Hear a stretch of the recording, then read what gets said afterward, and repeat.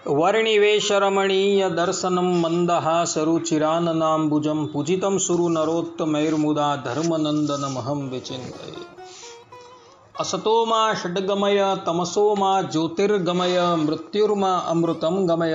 ओम शांति शांति शांति। આજની જ્ઞાન સભાની અંદર પધારનારા બધા જ ભગવત ભક્તોને વેદાંતાચાર્ય પુરાણ ઇતિહાસાચાર્ય એમ.એ. ફિલોસોફી શાસ્ત્રી રાકેશભાઈના હેતપૂર્વક જય સ્વામિનારાયણ. ભક્તો, ગયા વખતની જ્ઞાન સભામાં આપણે બધા શ્રીમદ ભાગવતના દસમ સ્કંદના 60મા અધ્યાયમાં આવતા પ્રણવ ગીત પર ચર્ચા કરતા હતા.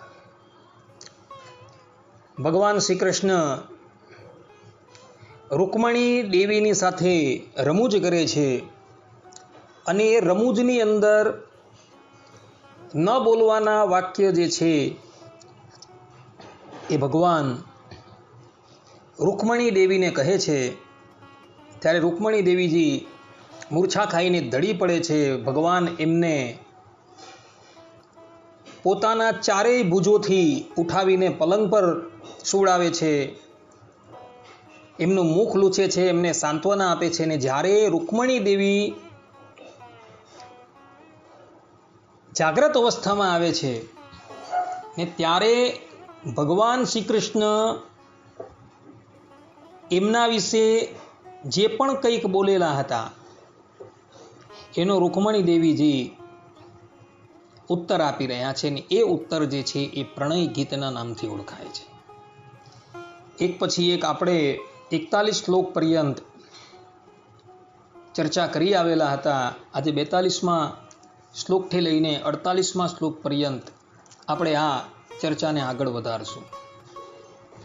રૂકમણી દેવી કહે છે, કાન્યમ શ્રયેત તવ પાદ સરોજ ગંધ માગ્રાય સન્મુખરિતમ જનતાપવર્ગમ લક્ષ્મ્યાલયમ ત્વવિગણય્ય ગુણાલયસ્ય મર્ત્યા સદોરુભયમર્થ વિવિક્ત દ્રષ્ટિ. અર્થાત આપ મને કોઈ બીજા રાજકુમારનું વર્ણન કરવા કહી રહ્યા છો. હે ભગવાન, આપ સમસ્ત ગુણોના એકમાત્ર આશ્રય છો. મોટા મોટા સંતો આપના ચરણ કમળોની સુગંધની પ્રશંસા કરતા રહે છે. તે ચરણોનો આશ્રય લેવા માત્રથી લોકો સંસારના પાપ તાપથી મુક્ત થઈ જાય છે. લક્ષ્મીજી સર્વદા તે ચરણોમાં નિવાસ કરે છે. પછી આપ જ મને બતાવો કે પોતાના સ્વાર્થ અને પરમાર્થને સારી રીતે સમજનારી એવી કઈ સ્ત્રી છે જેને એકવાર તે ચરણ કમળોની સુગંધ માળવા મળી જાય અને પછી તે તેનો અનાદર કરીને એવા લોકોને પસંદ કરે જે સદા મૃત્યુ, રોગ, જન્મ, જરા વગેરે ભયોથી યુક્ત છે. કોઈ પણ બુદ્ધિમાન સ્ત્રી આવું કરશે જ નહીં. માતા રૂકમણી દેવી કહે છે કે હે પ્રભુ, તમે મને આ ઉંમરની અંદર, એટલે કે જ્યારે મારા ઘરે પુત્રની મને પ્રાપ્તિ થઈ, એના લગ્ન થઈ ગયા અને એના ઘરે અનિરુદ્ધ નામના દીકરાની એને પ્રાપ્તિ થઈ અને એના લગ્ન થઈ ગયા, એટલે હું પરદાદી થઈ ગઈ. ત્યારે તમે મને કહો છો કે હવે તો બીજા કોઈ રાજકુમારનું વરણ કરી લે. પરંતુ પ્રભુ, આપ સમસ્ત ગુણોના એકમાત્ર આશ્રય છો. શાસ્ત્રોમાં ભગવાનને ગુણૈક રાશિ આ પ્રમાણે સંબોધાયેલા છે. એટલે ભગવાન જે છે એ ગુણોની રાશિ છે. વેદો જે છે એ વેદો પણ ભગવાનના એ ગુણોનો પાર પામી શકતા નથી અને નેતિ નેતિ કહીને એ લોકો વિરામ પામી જાય છે. તો એ ભગવાન જે છે એ સમસ્ત ગુણોની ખાણ છે, સમસ્ત ગુણોના આશ્રય છે. અને મોટા મોટા સંકાદિક સિદ્ધ લોકો જે છે એ લોકો પણ તમારા ચરણ કમળોની સુગંધની પ્રશંસા કરે છે. સનકાદિક ઋષિઓ એક વખત વૈકુંઠ લોકમાં જાય છે અને વૈકુંઠ લોકની અંદર જય વિજય એમને રોકે છે એટલે એ ક્રોધાયમાન થઈ જાય છે અને જય વિજયને શાપ આવે છે. એવા સમયની અંદર ભગવાન શ્રીમન નારાયણ જે છે એ લક્ષ્મીજીને લઈને ત્યાં ઉપસ્થિત થાય છે. તે વખતે ભગવાન શ્રીમન નારાયણના શ્રી અંગની ઉપર જે તુલસી હતી એ તુલસીની ગંધ લઈને સંકાદિક લોકો જે છે એ વિભોર થઈ જાય છે. એ કેવલ તુલસીની ગંધ લેવા માત્રથી. વિચાર કરો કે સંકાદિક જે છે એ પોતાના બ્રહ્માનંદને ભૂલી જાય છે અને પ્રેમાનંદની અંદર મગ્ન થઈ જાય છે. એ લોકો પણ ભગવાનના એ ચરણારવિંદરની પ્રશંસા કરતા રહે છે અને એ ચરણારવિંદરનો આશ્રય જે પણ કોઈક લોકો ગ્રહણ કરે છે એ નિર્વિઘ્ન રૂપે આ સંસારથી મુક્ત થઈ જાય છે. એના સમસ્ત તાપો જે છે, એના જેટલા પણ કલ્મશો જે છે એ બધા સમાપ્ત થઈ જાય છે અને એ પરમ પદ પર અગ્રેસર થઈ જાય છે. સમુદ્ર મંથન થાય છે અને સમુદ્ર મંથનની અંદર દેવો અને દાનવો કેટલાય વર્ષોની મહેનત પછી, પરિશ્રમ પછી 14 રત્ન જે છે એ બહાર કાઢે છે. એ એક રત્નની અંદર લક્ષ્મીજી પણ હતા. એ લક્ષ્મીજી પણ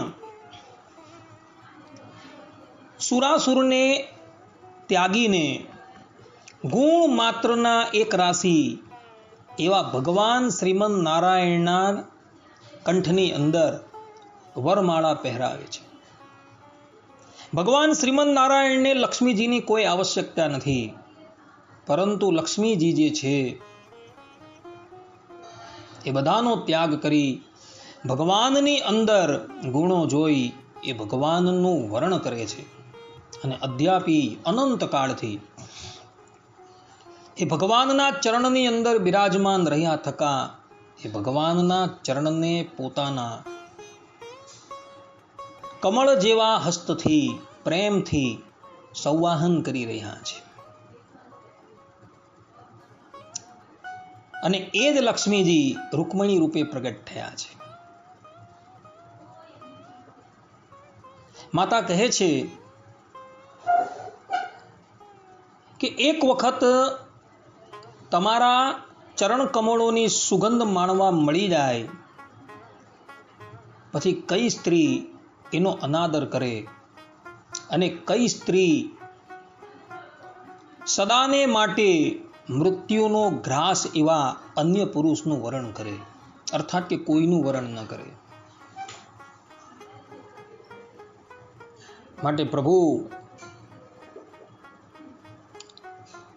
આપે જે અમને કહ્યું કે અન્ય પુરુષનું તમે વરણ કરો, અમારે અન્ય પુરુષનું વરણ કરવું નથી, એવું માતાજી અત્યારે કહી રહ્યા છે.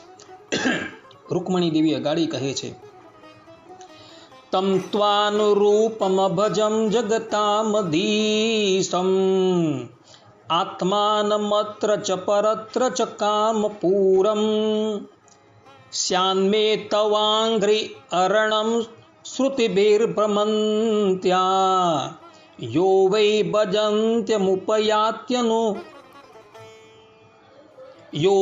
ભજન્ત્યમૃપયાત્યનૃતાપવર્ગઃ. અર્થાત, હે પ્રભુ, આપ સંપૂર્ણ જગતના એકમાત્ર સ્વામી છો. આપ જ આ લોક અને પરલોકમાં સઘળી આશાઓની પૂર્તિ કરવાવાળા અને આત્મા છો. મેં આપને મારા અનુરૂપ સમજીને જ આપનું વર્ણન કર્યું છે. મારે પોતાના કર્મો અનુસાર વિભિન્ન યોનિઓમાં ભટકવું પડે તેની મને પરવા નથી. મારી એકમાત્ર અભિલાષા છે કે હું હંમેશા આપ પરમેશ્વરના ચરણોના શરણોમાં જ રહું.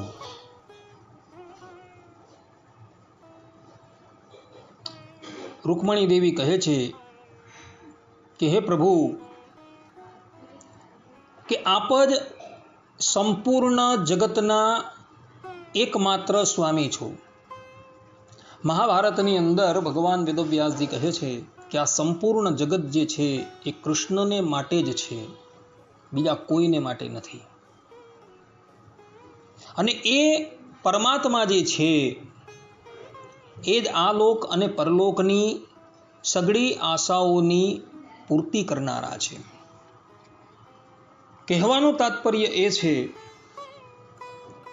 કે કોઈ સકામ ભાવે પણ ભગવાનની આરાધના કરે તો એ પરમાત્મા જે છે એને આ લોકની અંદર પણ મનોવાંછિત પદાર્થ જે છે એ અર્પણ કરે છે.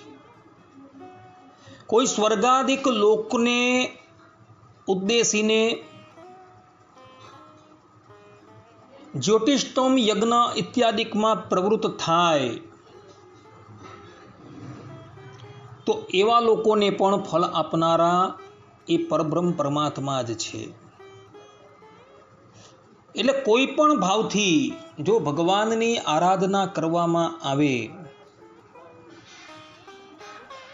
તો એ આરાધનાથી પ્રસન્ન થઈને એ પરમાત્મા જે છે એ જીવાત્માને આ લોકની અંદર પણ મનોવાંછિત પદાર્થોને આપનારા છે અને પરલોકની અંદર પણ મનોવાંછિત પદાર્થને આપનારા છે. ભક્તો, શ્રીમદ ભાગવતના પ્રથમ સ્કંદની અંદર તથા ભગવાન સ્વામિનારાયણના વચનામૃતની અંદર આ વાત સ્પષ્ટ છે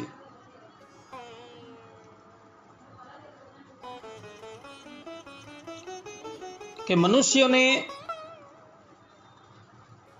કોઈ પણ બાબતની કામના હોય તો એણે કેવલ ને કેવલ પરબ્રહ્મ પરમાત્માની જ આરાધના કરવી, બીજા ઇન્દ્રાદિક દેવતાઓની આરાધના કરવી નહીં. અકામઃ સર્વકામઃ મોક્ષ કામ ઉદારધિ તીવ્રેણ ભક્તિ યોગેન યજેત પુરુષમ પરઃ.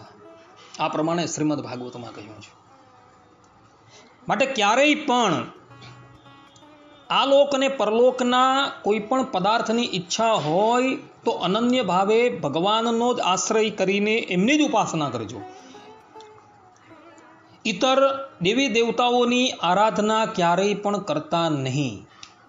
કારણ કે એ લોકો જે છે એ પરિમિત ફલ આપનારા છે, જ્યારે ભગવાન જે છે એ અસીમ ફલ આપનારા છે. ભવબ્રહ્માદિક દેવતાઓ જે છે એ પરબ્રહ્મ પરમાત્મા શ્રીમન નારાયણ થકી જ ઐશ્વર્ય લેશ ગ્રહણ કરીને એમનું ભજન કરનારા મુમુક્ષુઓને એ લોકો પોતાની પાસે જે છે એ જ વસ્તુ પ્રદાન કરી શકે છે. જ્યારે પરમાત્મા જે છે એ અસીમ છે. ભવબ્રહ્માદિક દેવતાઓને પણ ઐશ્વર્ય આપનારા એ જ છે. તો એ ભગવાનની પાસે કેટલું ઐશ્વર્ય હશે. માટે કોઈ પણ કામનાની ઈચ્છા હોય તો તીવ્ર ભક્તિ યોગથી કેવલ ને કેવલ ભગવાનની જ આરાધના કરજો, બીજા કોઈની આરાધના ન કરતા. આરાધિત થયેલા એ ભગવાન જે છે એ જીવાત્માની બધી જ કામનાઓ જે છે એ પૂર્ણ કરે છે. રૂકમણી દેવી કહે છે કે હે પ્રભુ, મેં આપને મારા અનુરૂપ સમજીને જ આપનું વર્ણન કર્યું છે. ભક્તો, જેટલા ગુણ પરબ્રહ્મ પરમાત્માની અંદર છે એટલા જ ગુણ શ્રીજીની અંદર પણ છે. જગત જનની માતા લક્ષ્મી અને શ્રીમન નારાયણ જે છે એ અભિન્ન છે.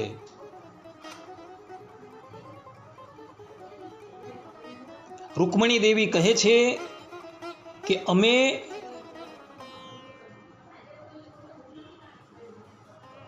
આપને મારા અનુરૂપ સમજીને આપનું વર્ણન કરેલું છે.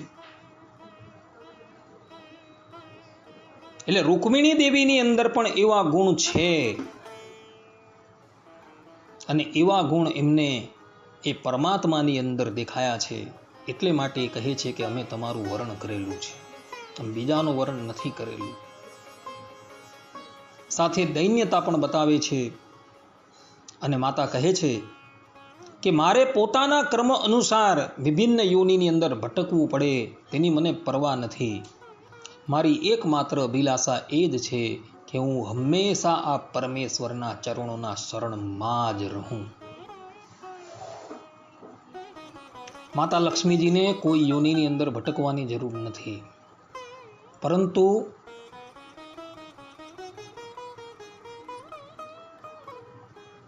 માતા લક્ષ્મી જે છે, માતા રૂકમણી જે છે, એ અહીં પોતાની દૈન્યતા જે છે એ પ્રતિપાદન કરે છે કે હું મારા કર્મ અનુસાર ભલે વિભિન્ન યોનિની અંદર ભટકતી રહું, પરંતુ મારા મનની અંદર કેવલ મને એક જ અભિલાષા છે કે હું હંમેશા તમારા ચરણોના શરણમાં રહું. મારી બીજી કોઈ ઈચ્છા નથી. કેવલ ને કેવલ આપના ચરણોના શરણમાં રહી મને કેવલ નિષ્કામ ભક્તિ યોગ જે છે એ પ્રાપ્ત થતો રહે.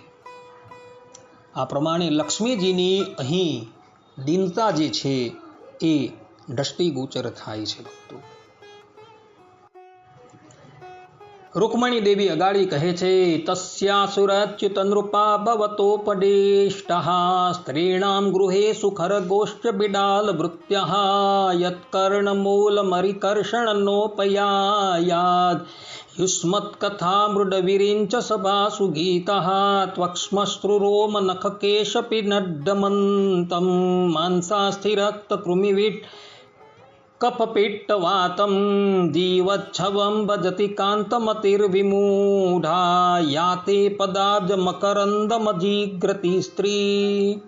અર્થાત કે હે અચ્યુત, હે શત્રુસૂદન, ગધેડાની જેમ ધન માટે વૈતરું કરનારા, બળદની જેમ ગ્રસ્તના કામકાજમાં જોડાયેલા રહીને કષ્ટ ઉઠાવનારા, કૂતરાની જેમ તિરસ્કાર સહન કરવાવાળા, બિડાલા જેવા કૃપણ અને હિંસક તથા ખરીદેલા નોકરની જેમ સ્ત્રીની સેવા કરવાવાળા જે રાજાઓના માટે આપ મને સંકેત કરો છો, તેઓ તો એવી અભાગણી સ્ત્રીના પતિ થાય જેના કાનમાં ભગવાન શંકર, બ્રહ્મા વગેરે દેવેશ્વરોની સભામાં ગવાનારી આપની લીલા કથાઓએ પ્રવેશ કર્યો નથી. આ મનુષ્યનું શરીર જીવતું હોવા છતાં મુરડા જેવું જ છે. ઉપરથી ચામડી, દાઢી, મૂછ, રૂવાડા, નખ અને વાળથી ઢંકાયેલું છે, પરંતુ તેની અંદર માંસ, હાડકાં, રક્ત, કીડા, મલ, મૂત્ર, કફ, પિત્ત અને વાયુ ભરાયેલા છે. અને તે જ મૂર્ખ સ્ત્રી પોતાનો પતિ સમજી સેવા કરે છે, જેણે ક્યારેય આપના ચરણારવિંદરના મકરંદની સુગંધ લીધી નથી. અહીં રૂકમણી દેવીજી ભગવાનને એવું કહી રહ્યા છે કે આપે મને એમ કહ્યું કે તમે કોઈ અન્ય રાજાનું વર્ણન કરી લો તો પ્રભુ, એ રાજાઓ જે છે એ લોકો તો સ્ત્રીઓના જ ક્રીડા મૃગ છે. અને એ સ્ત્રીઓના ક્રીડા મૃગ શા માટે છે? કારણ કે એના કર્ણોની અંદર બહુ બ્રહ્માદિક દેવેશ્વરોની સભાની અંદર ગવાતી આપની લીલા કથાઓએ પ્રવેશ કરેલો નથી. જો એ લોકોના કર્ણની અંદર આપની લીલા કથાઓનો પ્રવેશ થઈ ગયો હતી તો એ લોકો ક્યારેય પણ સ્ત્રીઓના ક્રીડા મૃગ હતે જ નહીં. રૂકમણી દેવી અગાડી કહે છે કે હે પ્રભુ, આ મનુષ્ય શરીર જે છે એ જીવતું હોવા છતાં મળદા જેવું જ છે. કેવલ ઉપરથી એને ચર્મથી મઢી દેવામાં આવેલું છે, પરંતુ અંદર તો જે છે એ નરી વિષ્ઠા જ ભરેલી છે. માંસ છે, હાડકાં છે, રક્ત છે, કીડા છે, મલ છે, મૂત્ર છે, કફ છે, પિત્ત છે, ઇત્યાદિથી એ ભરાયેલું છે. તો આ નાશવંત એવા શરીરની સાથે એ સ્ત્રી પ્રેમ કરે કે જેણે ક્યારેય પણ આપના ચરણાર વિંદરની મકરંદની સુગંધ લીધેલી નથી. જે લોકો એ મકરંદનું એક વખત પાન કરી દે છે, પછી એને પોતાના સાંસારિક પતિઓ જે છે એ પણ વિષ જેવા લાગે છે. જેમ ગોપીઓને કે જે દિવસથી શ્રી કૃષ્ણ ભગવાનના ચરણાર વિંદરનો એમણે સ્પર્શ કર્યો તે દિવસથી એને પંચ વિષય જે છે એ હરામ થઈ ગયા હતા.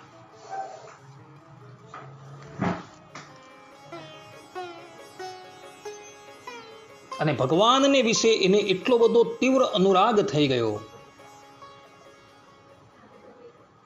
કે એ પરમાત્મા વગર એક ક્ષણ માટે પણ રહેવા તૈયાર ન હતી.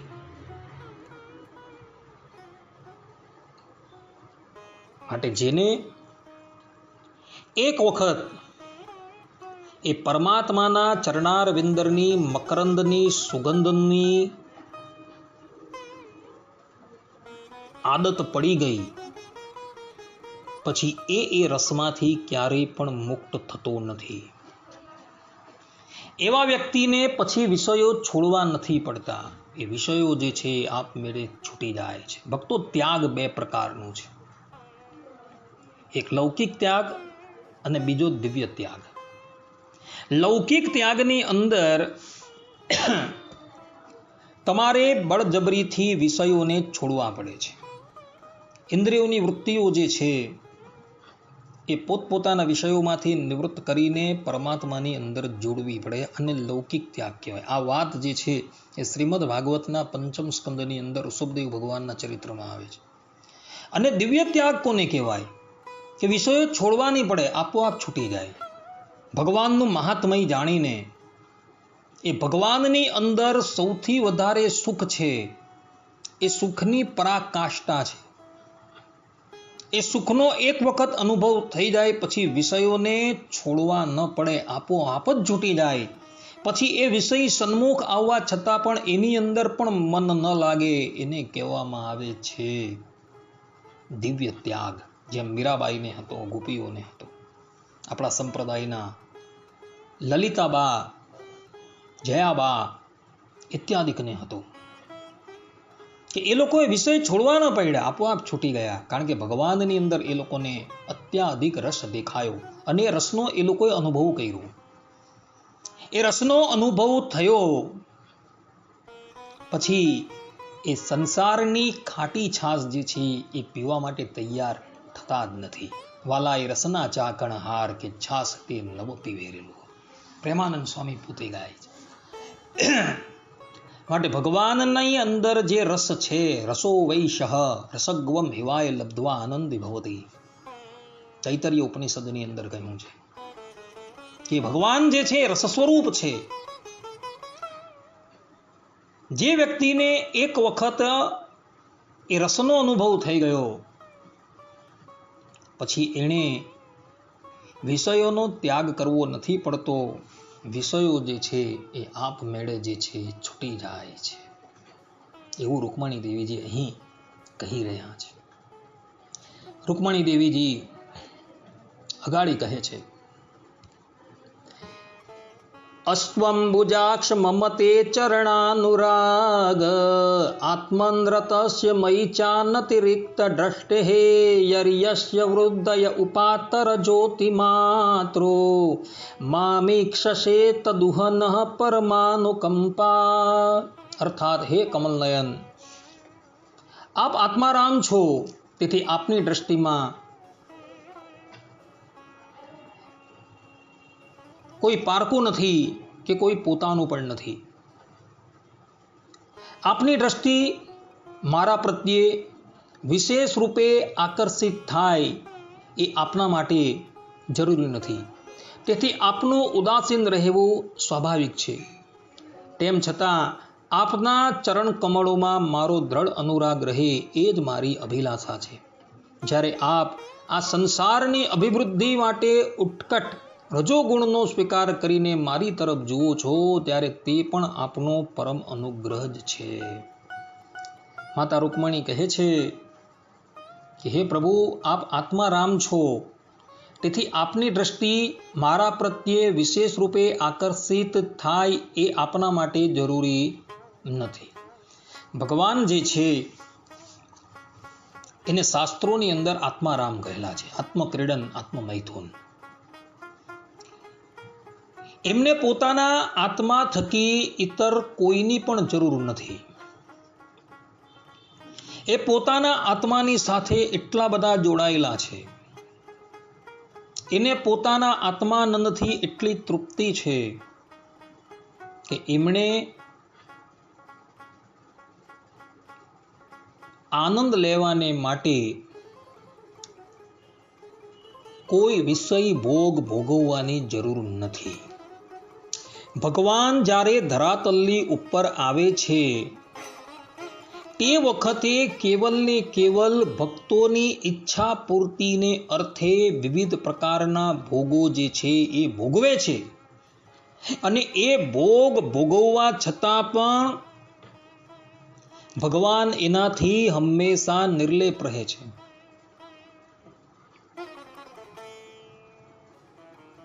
એ બધા ભોગ જે ભગવાન ભોગવે છે એ ભોગ ભોગવતા પણ ભગવાનનો આત્મ સ્વરૂપ જે છે એ ભગવાનથી એક ક્ષણ માટે પણ પૃથક રહેતું નથી. અર્થાત કે ભગવાનને પોતાના આત્માનું અનુસંધાન અખંડ રહેલું હોય છે, એટલે એ એનાથી હંમેશા નિર્લેપ છે. ભક્તો,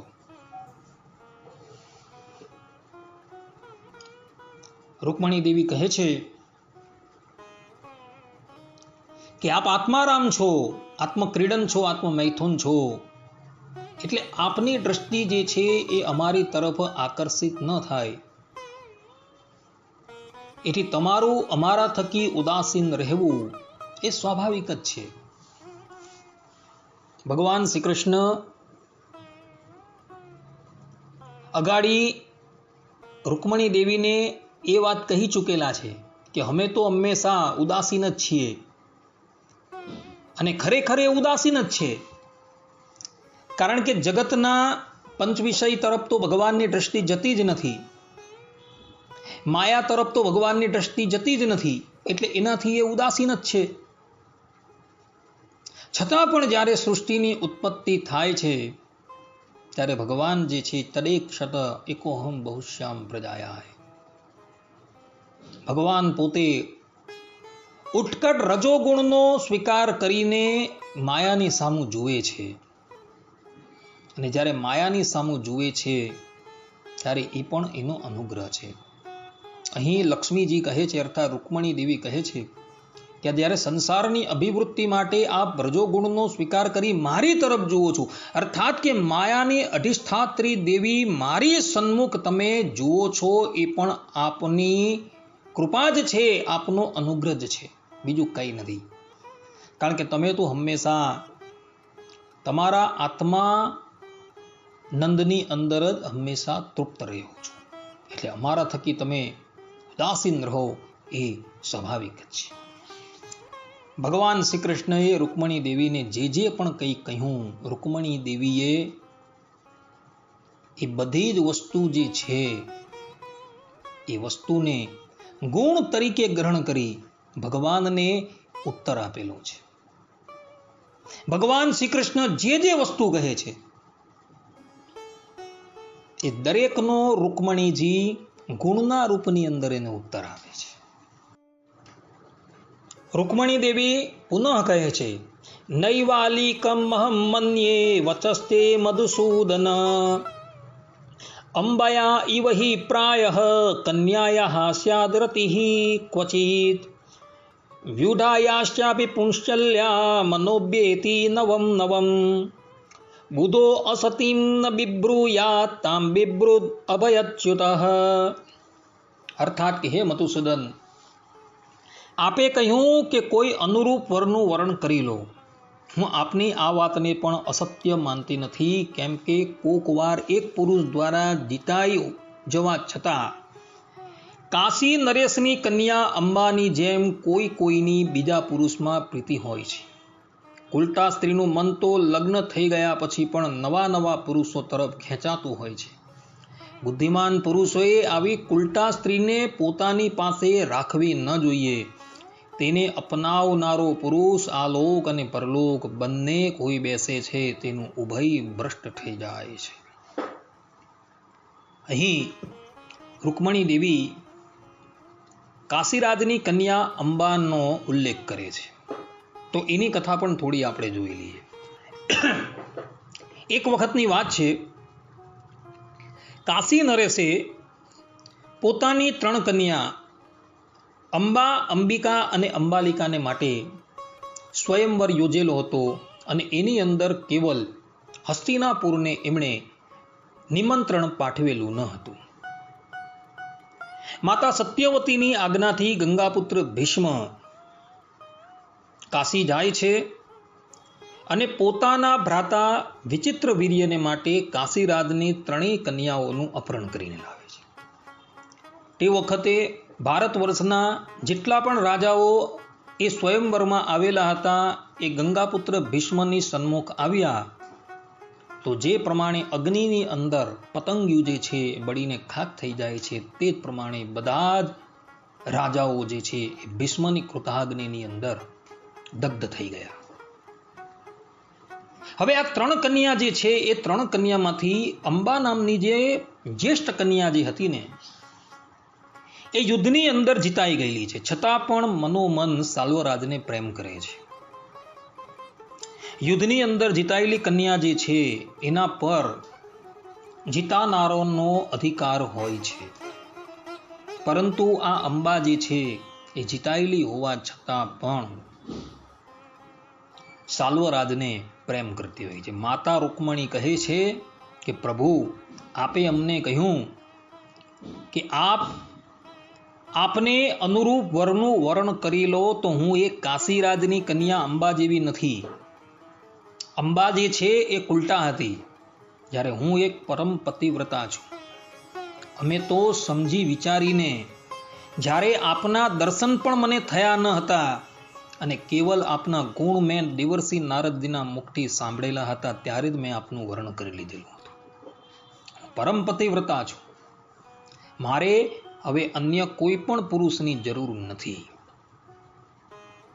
ઉલટા સ્ત્રીઓ જે છે તેનું મન હંમેશા નવા નવા પુરુષો તરફ જ ખેંચાતું રહેતું હોય છે. એક પુરુષને મૂકીને બીજા પુરુષ તરફ, બીજાને મૂકીને ત્રીજા પુરુષ તરફ.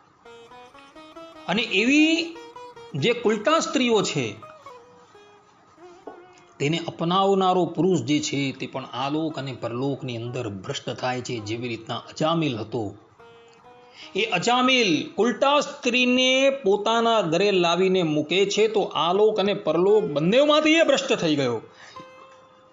આલોકની અંદર અપકીર્તિને પ્રાપ્ત થયો અને પરલોકની અંદર એને પાપિષ્ટ યોનિની પ્રાપ્તિ થવાની હતી.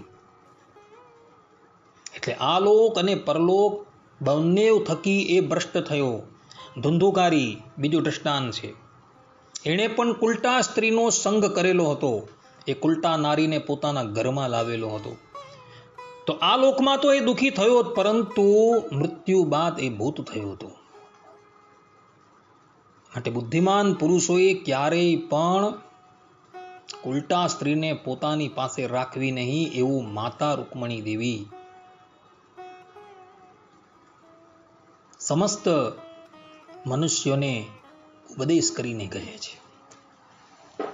આ પ્રમાણે માતા રૂકમણી દેવીએ ભગવાન શ્રી કૃષ્ણએ જે પણ એમને કહ્યું હતું એનો વિગતવાર ભગવાનને ઉત્તર આપી દીધો. રૂકમણી દેવીની વાત સાંભળી ભગવાન શ્રી કૃષ્ણ રૂકમણી દેવીને કહે છે કે હે સાધ્વી. સાધ્વી શબ્દથી ભગવાન એમનું સંબોધન કરે છે. સાધ્વી એટલે પરમ પતિવ્રતા. હે સાધ્વી, હે રાજકુમારી, આ બધી વાતો સાંભળવા માટે જ તો મેં હાસ્ય વિનોદ કરીને તમને ઉશ્કેર્યા હતા. તમે મારા શબ્દોની જેવી વ્યાખ્યા કરી છે તે અક્ષરશઃ સત્ય જ છે. સુંદરી, તમે મારા અનન્ય પ્રેમી છો. મારા પ્રતિ તમારો અનન્ય પ્રેમ છે. તમે મારી પાસે જે જે અભિલાષા રાખો છો તે તો તમને સર્વદા પ્રાપ્ત જ છે. બીજી એ વાત પણ છે કે મારી પાસેથી રાખેલી અભિલાષાઓ સાંસારિક કામનાઓની જેમ બંધનકારક નથી થતી, બલ્કિ સમસ્ત કામનાઓની એ મુક્તિ કરાવનારી છે. અર્થાત કે સમસ્ત કામનાઓથી એ મુક્ત કરી દે છે. હે નિર્દોષ રૂકમિણી દેવી, મેં તમારો પતિ પ્રેમ અને પાતિવ્રત્ય પણ સારી રીતે જોઈ લીધું છે. મેં કટુ કટાક્ષ વાક્યો કહી કહીને તમને વિચલિત કરવાનો પ્રયત્ન કર્યો, પરંતુ તમારી બુદ્ધિ મારાથી લગીરે ચલિત ન થઈ. હે પ્રિય, હું મોક્ષનો સ્વામી છું. લોકોને સંસાર સાગરથી પાર કરું છું. જે લોકો સકામ ભાવથી અનેક પ્રકારના વ્રત તપ કરીને દાંપત્ય જીવનમાં સુખની અભિલાષાથી મારી ભક્તિ કરે છે, તેઓ મારી માયાથી મોહિત છે. ભગવાન શ્રી કૃષ્ણ પોતાના સ્વમુખથી કહે છે કે જે સકામ ભક્તો છે, જે મારી આરાધના કરીને મારી પાસેથી માયિક વસ્તુની માંગણી કરે છે ને, એ બધા જ જે છે એ માયાથી મોહિત થઈ ગયેલા છે. માટે ભક્તો, ભગવાનની ભક્તિ જે છે કેવલ ને કેવલ ભગવાનની પ્રસન્નતાને અર્થે કરવાની છે, પોતાના કલ્યાણને અર્થે કરવાની છે, બીજી કોઈ કામનાથી કરવાની નથી. ભગવાન કહે છે કે હે માનિની, હું મોક્ષ તથા સંપૂર્ણ સંપદાઓનો આશ્રય છું, અધીશ્વર છું. મને પરમાત્માને પ્રાપ્ત કરીને પણ જે લોકો માત્ર વિષય સુખના સાધનો અને સંપત્તિની જ અભિલાષા રાખે છે, મારી પરાભક્તિ નથી ઈચ્છતા, તેમને મંદભાગી સમજવા જોઈએ. કેમ કે વિષય સુખ તો નરકમાં અને નરક જેવી અધમ યોનિઓમાં પણ હોય છે, પરંતુ તે લોકોનું મન તો વિષયમાં જ લાગેલું રહે છે, તેથી તેમને નરકમાં જવું પણ સારું લાગે છે. ભગવાન કહે છે કે હું મોક્ષ તથા સંપૂર્ણ સંપદાનો આશ્રય અધીશ્વર છું, અને મને પરમાત્માને પ્રાપ્ત કરીને પણ જે લોકો માત્ર વિષય સુખના સાધનો અને સંપત્તિની જ અભિલાષા રાખે છે, મારી પરાભક્તિની ઈચ્છતા નથી રાખતા, એ લોકો બધા જ મંદભાગી છે. કારણ કે વિષય સુખ જે છે એ તો તામસ યોનિની અંદર પણ, પશુ યોનિની અંદર પણ પ્રાપ્ત થાય છે, પરંતુ પશુ યોનિની અંદર પરમાત્માની ભક્તિની પ્રાપ્તિ થતી નથી. તો કેવલ ને કેવલ મનુષ્ય યોનિની અંદર જ થાય છે. માટે ભગવાનનું ભજન કરીને ભગવાનની પાસે ક્યારેય પણ વિષય સુખ માંગતા નહીં. ભગવાનની પાસે એમની પ્રસન્નતા, એમની નિષ્કામ ભક્તિ માગજો, જે પ્રમાણે રૂકમણી દેવીએ ભગવાનની પાસે માગી એવી ભક્તિ માગજો. એમના થકી બીજી કોઈ પણ વસ્તુની આશા કરતા નહીં. આ સિદ્ધાંતવાદ ભગવાન અહીં કહી રહ્યા છે. પ્રભુ કહે છે કે હે ગૃહેશ્વરી, હે પ્રાણપ્રિય, બહુ આનંદની વાત છે કે તમે અત્યાર સુધી નિરંતર સંસાર બંધનથી મુક્ત કરનારી મારી સેવા કરી છે. અજ્ઞાની લોકો આવું ક્યારેય કરી શકતા નથી. જે સ્ત્રીઓનું ચિત્ત દૂષિત કામનાઓથી ભરેલું છે અને જે પોતાની ઇન્દ્રિયો તૃપ્ત કરવાના જ કામમાં ડૂબેલી રહેવાને લીધે અનેક પ્રકારના છલ કપટ રચે છે, તેમના માટે તો આમ કરવું વધારે મુશ્કેલ છે. હે માનિની, મને મારા ઘરમાં તમારા જેવો પ્રેમ કરનારી પત્ની બીજી કોઈ દેખાતી નથી. કેમ કે જ્યારે તમે મને જોયો ન હતો, માત્ર મારી પ્રશંસા સાંભળી હતી, ત્યારે પણ તમારા લગ્નમાં આવેલા રાજાઓની ઉપેક્ષા કરીને તમે બ્રાહ્મણ દ્વારા મારી પાસે ગુપ્ત સંદેશો મોકલ્યો હતો. ભગવાન શ્રી કૃષ્ણ પોતાના સ્વમુખથી કહી રહ્યા છે કે મારા ઘરની અંદર 16,108 પત્નીઓ છે, તેની અંદર તમારાથી શ્રેષ્ઠ મને બીજી કોઈ દેખાતી નથી. કારણ કે જ્યારે તમે મારું દર્શન પણ કરેલું ન હતું અને કેવલ મારા ગુણોનું શ્રવણ કરેલું હતું ત્યારે જ તમોએ મારું વર્ણન કરી દીધેલું હતું. ને આજે પણ તમે જોજો મંદિરોની અંદર પ્રભુ દ્વારકાધીશની સાથે કેવલ ને કેવલ રૂકમણીજી અર્થાત કે લક્ષ્મીજી જ બિરાજમાન છે. કોઈ જગ્યાએ સત્યભામા, જાંબુવતી, સત્યા, ભદ્રા, લક્ષ્મણ કોઈ ભગવાનની સાથે વિરાજમાન નથી. કેમ? કારણ કે રૂકમણી દેવી જેવી સમજણ ધરાવનાર કોઈ હતું નહીં.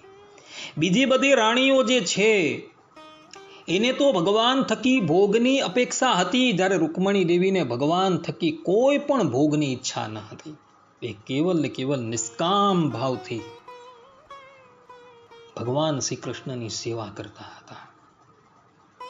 અને એટલે માટે ભગવાન શ્રી કૃષ્ણ પણ જે છે એ રૂકમણી દેવીને બહુ પ્રેમ કરતા હતા. ભગવાન કહે છે કે તમારું હરણ કરતી વેળાએ મેં તમારા ભાઈને યુદ્ધમાં જીતીને તેને કુરૂપ કરી દીધો હતો અને અનિરુદ્ધના લગ્નમાં સોગટાબાજી સમયે બલરામજીએ તો તેને મારી જ નાખ્યો, પરંતુ અમારાથી વિયોગ થઈ જવાની આશંકાથી તમે મૌન રહીને તે બધું દુઃખ સહી લીધું. મને એક શબ્દ પણ તમે કહ્યો નહીં. તમારા આ ગુણોથી હું તમારે વશ થઈ ગયો. ભક્તો, હવે પછીના 61મા અધ્યાયની અંદર અનિરુદ્ધના વિવાહનું વર્ણન છે અને એ વિવાહની અંદર બલરામજીનો ઉપવાસ કરવાને લઈને બલરામજી એક ભોંગણ દ્વારા રૂકમીને મોતને ઘાટ ઉતારી દે છે. એ કથા 61મા અધ્યાયની અંદર આવવાની છે. પરંતુ શ્રીમદ ભાગવતની અંદર કથાઓ જે છે એ ક્રમ પ્રમાણે ચાલતી નથી. જે પ્રમાણે રામાયણની અંદર સત્સંગી જીવનની અંદર કથાઓ જે છે એ ક્રમ પ્રમાણે ચાલે છે, તે પ્રમાણે શ્રીમદ ભાગવતની અંદર કથાઓ જે છે એ ક્રમ પ્રમાણે નથી. કોઈ કથા પહેલા હોય છે, કોઈ કથા પછી હોય છે. પછી જે ઘટના બનવાની હોય છે એનું પહેલા વર્ણન થઈ જતું હોય છે. અહીં પણ 61મા અધ્યાયની અંદર જે ઘટના બનેલી છે એનું વર્ણન 60મા અધ્યાયની અંદર કરી દેવામાં આવેલું છે. ભગવાન શ્રી કૃષ્ણ જે છે એ રૂકમણી દેવીને કહે છે કે દેવી, અનિરુદ્ધના લગ્ન પ્રસંગની અંદર દ્યુત ક્રીડા વખતે અમારા ભાઈ બળદેવજીએ તમારા ભાઈને મોતને ઘાટ ઉતારી દીધો. તે વખતે તમે ધારતે તો એનો વિરોધ કરી શકતે, પરંતુ કદાચ હું વિરોધ કરું અને આપ નારાજ થઈ જાઓ, એ ભીતિથી આપે ત્યાં કંઈ વિરોધ ન કર્યો અને મૌન ભાવે રહીને બધી જ વસ્તુ જે છે એ સહન કરતા રહ્યા. તમે અમારી પ્રાપ્તિને અર્થે દૂત દ્વારા સંદેશો મોકલો અને જ્યારે અમને આવવાની અંદર વિલંબ થઈ ગયો ત્યારે તમે મનોમન નક્કી કરી દીધું હતું કે શ્રી કૃષ્ણ જો કુંદનપુર નહીં આવશે તો હું મારો દેહ જે છે એ અગ્નિને સમર્પિત કરી દેવીશ.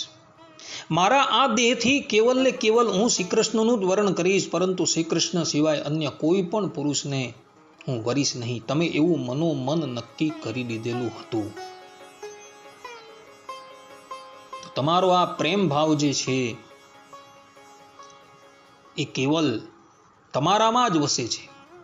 હું તેનો બદલો ચૂકવી શકું એમ નથી. તમારા આ સર્વોચ્ચ પ્રેમ ભાવને હું માત્ર અભિનંદન જ આપું છું. ભગવાન શ્રી કૃષ્ણ પોતાના સ્વમુખે આ વાત જે છે એ પોતે કહી રહ્યા છે. મત્વા જિહાસ ઇદમંગમનન્ય યોગ્યમ તિષ્ઠેત તત્વૈવયમ પ્રતિનંદયામઃ. અર્થાત કે હે દેવી, તમારો આ પ્રેમ ભાવ કેવલ તમારામાં જ વસે છે. મારા પ્રત્યેનો જે પ્રેમ ભાવ છે એ કેવલ તમારી અંદર જ વસે છે. હું તેનો બદલો ચૂકવી શકું એમ નથી. તમારા આ સર્વોચ્ચ પ્રેમ ભાવને હું માત્ર અભિનંદન આપું છું. ભગવાન શ્રી કૃષ્ણએ આવી વાત જે છે એ કેવલ ને કેવલ બે જગ્યાએ કહેલી છે. એક વાત ભગવાન શ્રી કૃષ્ણએ ગોપીઓને કહેલી છે અને એક વખત આ વાત રૂકમણી દેવીને કહેલી છે. શ્રીમદ ભાગવતના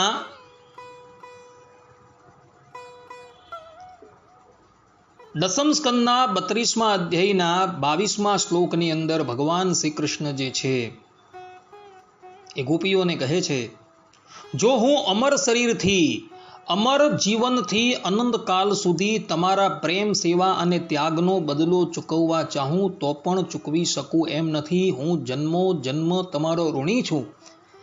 તમે તમારા સૌમ્ય ભાવથી, પ્રેમથી મને ઉઋણ કરી શકો છો, પરંતુ હું તો તમારો ઋણી જ રહીશ. આ પ્રમાણે ભગવાન શ્રી કૃષ્ણએ ગોપીઓને એક વખત કહ્યું હતું અને બીજી વખત આવા શબ્દ છે એ કેવલ રૂકમણી દેવીને માટે જ ઉચ્ચારેલા છે. બીજા કોઈને માટે ભગવાને આવા શબ્દો ઉચ્ચારેલા નથી. કેટલાક લોકો રૂકમણી દેવીના પ્રેમ કરતા ગોપીઓનો પ્રેમ જે છે એ ઉત્કૃષ્ટ બતાવવાનો પ્રયાસ કરી રહ્યા છે, પરંતુ એ લોકોએ આ શબ્દ જે છે એ અવલોકન કરવા યોગ્ય છે. ભગવાન અહીં પોતાના સ્વમુખે રૂકમણી દેવીને કહી રહ્યા છે કે તમારા આ સર્વોચ્ચ પ્રેમ ભાવને હું કેવલ ને કેવલ અભિનંદન આપું છું. હું એનો બદલો ચૂકવી શકું એમ નથી. એટલે રૂકમણી દેવીનો જે પ્રેમ ભગવાન શ્રી કૃષ્ણ વિશે હતો એ ગોપીઓથી સહેજ પણ ન્યૂન ન હતો. જેવો પ્રેમ ભાવ ગોપીઓને ભગવાન શ્રી કૃષ્ણ પ્રત્યે હતો તેવો જ પ્રેમ ભાવ રૂકમણી દેવીને ભગવાન શ્રી કૃષ્ણ પ્રત્યે હતો. ગોપીઓના પ્રેમની અંદર અને રૂકમણી દેવીના પ્રેમની અંદર કોઈ પણ જાતની ન્યૂનતા નથી. છતાં પણ કેટલાક અજ્ઞાની લોકો જે છે એ રૂકમણી દેવીનો પ્રેમ કનિષ્ઠ બતાવવા માટે હંમેશા પ્રયત્નશીલ રહેતા હોય છે. તે લોકોએ આ શ્રીમદ ભાગવતના 10મ સ્કંદના 60મા અધ્યાયના 57મા શ્લોકના ભગવાન શ્રી કૃષ્ણના આ વાક્ય જે છે એ વાંચવા, વિચારવા યોગ્ય છે.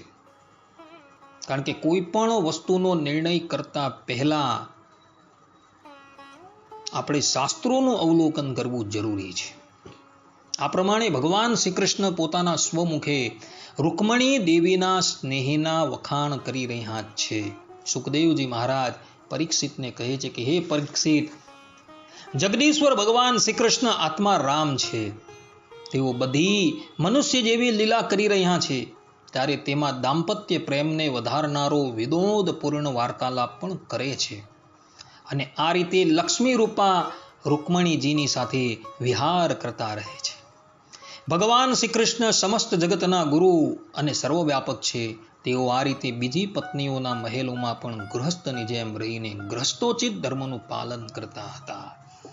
એક રૂપે રૂકમિણી દેવીની સાથે અને બીજા હજારો રૂપો લઈને ભગવાન શ્રી કૃષ્ણ જે છે એ પોતાની પત્નીઓની સાથે દ્વારકામાં રહીને ગ્રસ્ત ધર્મનું પાલન કરતા થકા વિહાર કરતા હતા.